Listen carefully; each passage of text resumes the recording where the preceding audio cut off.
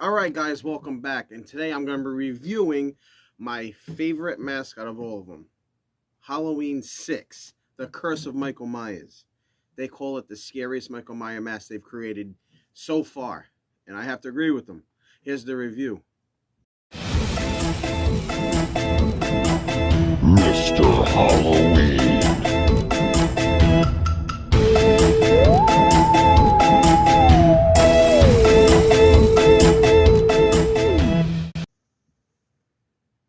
Halloween 6, The Curse of Michael Myers. The most scariest film out of them all. The most intense film of them all up until the release of 2018 and the new Halloween Kills. Still could be argued that this one, The Curse of Michael Myers, is the most scariest and intense of them all.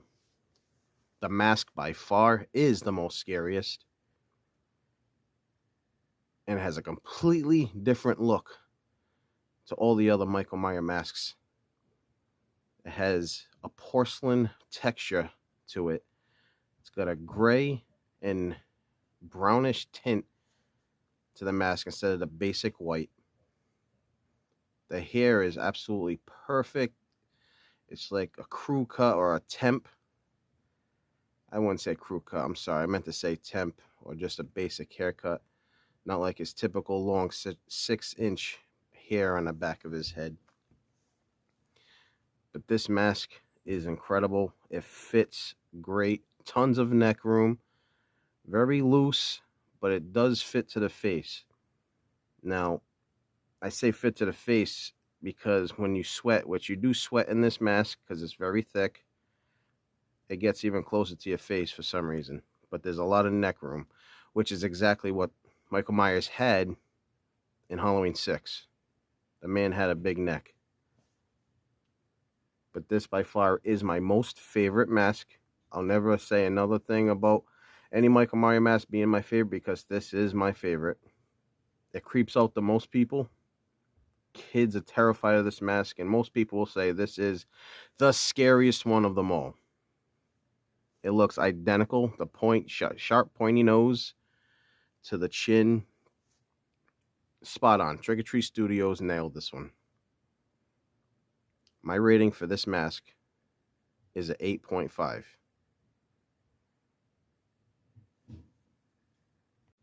8.5 out of 10. It's one of my highest rated Michael Myers masks. I'm not a huge fan, believe it or not, as much as I love Michael Myers and Halloween, I'm not a huge fan of their masks. I'm not. It's a pretty boring mask. 8.5 is a pretty good score for a Michael Myers mask.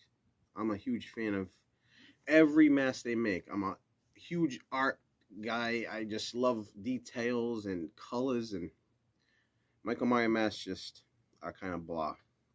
Not this one. This one has tons and tons of details.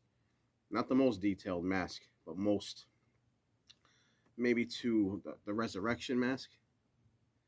That's probably the only mask that has more details than this one. There's a ton of wrinkles. There's a lot of dents. It's just a couple things that don't match up to what the movie looks like. And that movie's mask is really, really intense.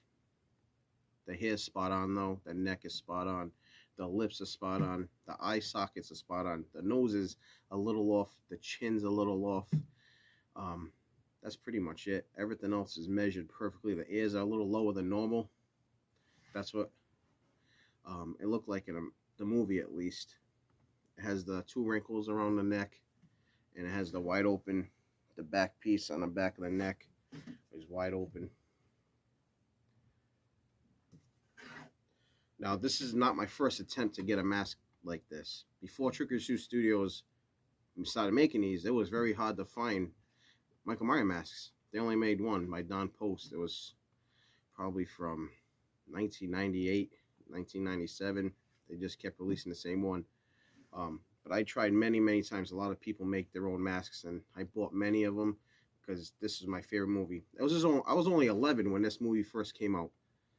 I watched it probably when I was 13. It took a couple years for me to watch it. I still remember watching the previews. It said Dimensions film, and they show Michael Myers. I was creeped out. At 11 years old, I was petrified of him. Now I'm obsessed with Michael Myers. funny story.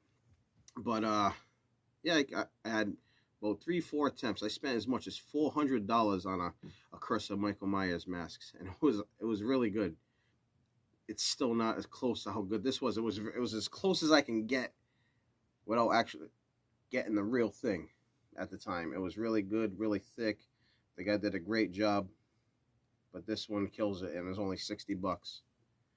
But yeah, 1995, the movie came out. Paul Rudd, one of my favorite comedians, was in this movie as a cat. He was probably in his early 20s. He played Tommy Doyle. He did a pretty decent job. More decent then, till I know him now, more of a goofball, which is totally fine. But that's one of his more serious roles, Paul Rudd. Probably the only serious role he's ever played. But the acting in that movie was awful. The storyline in it was really creepy and demonic, about kidnapping a baby and carving the thorn into him. And it's just a really awkward movie to watch with your family. If you're into horror movies with your kids, this one's not a good one for them. It's really weird. They stem off of the number 5, which is Uncle Sam Hain kidnaps him out of jail, and they transfer into the Halloween 6, which was very awkward. And another weird thing about this movie is the Laurie Strode situation. Completely different person, not Jamie Lee Curtis. Just very weird. That's one thing about Halloween. The whole series of movies just don't mesh well together. There's so many weird storylines intertwining with each other. You kind of get lost.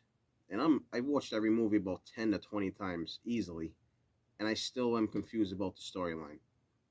It's weird because Laurie Strode, completely different person. She had a baby. They tried taking her and sacrificing the baby. Just weird. But that's my review on The Mask. I hope you enjoyed it, and please remember to subscribe, guys. I need you guys. We're getting there. I want to get to 1,000 by Halloween. We're getting there. But remember, I'll catch you guys in the next video. Thank you for watching. Mr. Halloween.